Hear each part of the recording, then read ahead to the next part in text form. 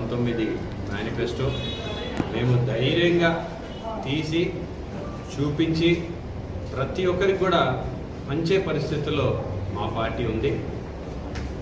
మరి తెలుగుదేశం నాయకుల్ని ఒకటే అడుగుతున్నా, మీ యొక్క మేనిఫెస్టోని చూపించే సత్తా మీకుందా? ఆ దమ్ము మీకుందా? 2014లో చూపించినటువంటి మేనిఫెస్టోని చూపించి ఈ పనులు మేము చేశాం కాబట్టి మాకు ఓట్లు వేయండి అని అడిగే అర్హత మీకుందా అని చెప్పేసి ఈరోజు తెలుగుదేశం నాయకులను అడుగుతాం.